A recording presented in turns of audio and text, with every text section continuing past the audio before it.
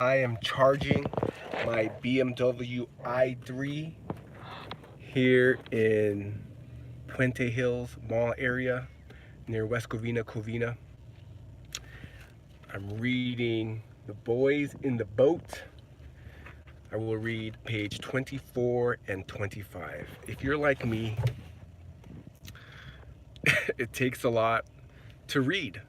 You either have to have a deadline or be in a book club or have someone read you the book. So, since I've always wanted to be a voracious reader or someone that reads more, I thought I'd just start going live with the books that I'm reading. So, right now, I'm reading The Boys in the Boat. It was recommended by my journalism professor, who I still keep in touch with. Um, and now, let me read to you page 24 and 25 as I charge my electric car. Here we go.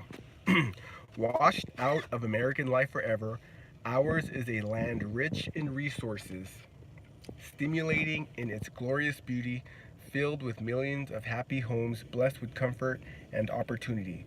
Hoover had said at his inaugural, before adding words that would soon prove particularly ironic. In no nation are the fruits of accomplishments more secure. At any rate, it was hard to know what to make of the new President Roosevelt as he began putting programs into place over the summer. A rising chorus of hostile voices had begun to call him a radical, a socialist, even a Bolshevik. It was unnerving to hear. As bad as things were, few Americans wanted to go down the Russian path. There was a new man in Germany, too, brought into power in January by the National Socialist German Workers' Party, a group with a reputation for thuggish behavior. It was even harder to know what that meant, but Adolf Hitler was hell-bent on rearming, Rearming, rearming his country despite the Treaty of Versailles. And while most Americans were distinctly uninterested in European affairs, the British were increasingly worked up about it all. And one had to wonder whether the horrors of the Great War were about to be replayed. It seemed unlikely, but the possibilities hung there, a persistent and troubling cloud. The day before October 8th, 1933, the American Weekly, a Sunday supplement in the Seattle Post Intelligencer, and dozens of other American newspapers had run a single frame, half page cartoon, one in a series titled City Shadows Dark, drawn in charcoal,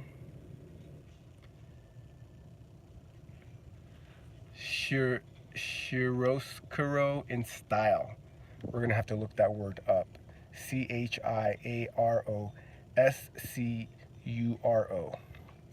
It depicted a man in a derby sitting dejectedly on a sidewalk by his candy stand with his wife behind him, dressed in rags, and his son beside him holding some newspapers.